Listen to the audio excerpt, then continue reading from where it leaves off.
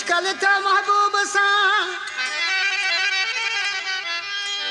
मुश्किल था महबूब सा जो मिलन मु यकीन आए तू अजीब वरी विचार जी गालड़ी आ ला ला ला हो ला।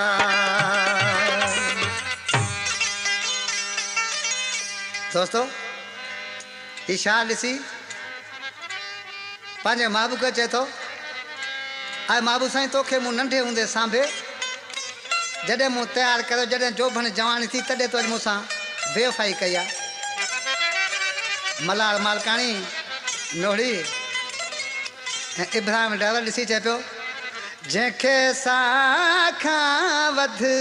सम्झोसि प्यारो जंहिंखे साखां वध सम्झोसि प्यारो उन्हीअ जी सज़ा अॼु उन्हीअ जी सज़ा अॼु यार भोॻियूं तयारो जंहिंखे साखां वध सम्झोसि प्यारो जंहिंखे साखां वध सम्झोसि प्यारो।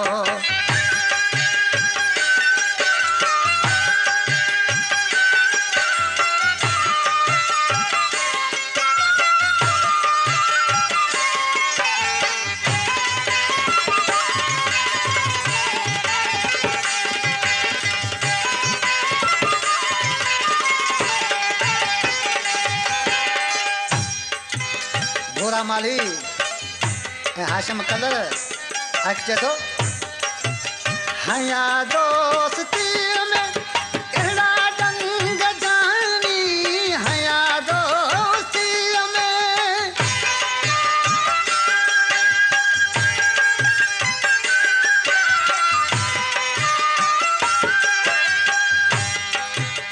हया दोस्ती में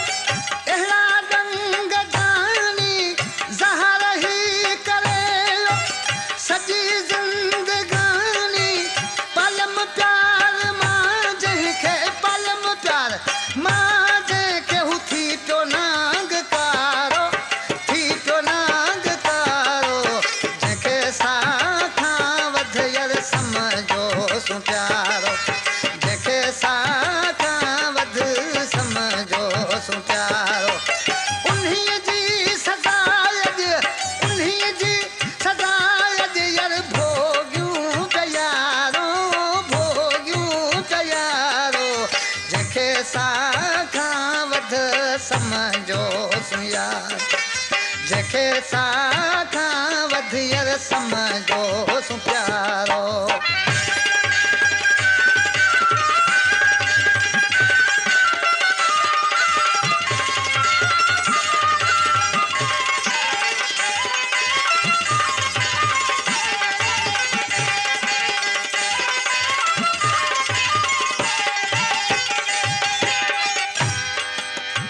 आज की ॾिसी चए थो उस मास्तर अचे थो ॾुखनि ऐं सुखनि में ॾिनमि साथ जंहिं सां ॾुखनि ऐं सुखनि में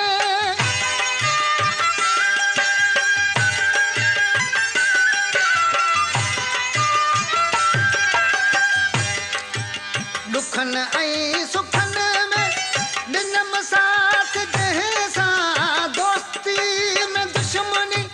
कई तंहिं मूं सां ॾिसण में त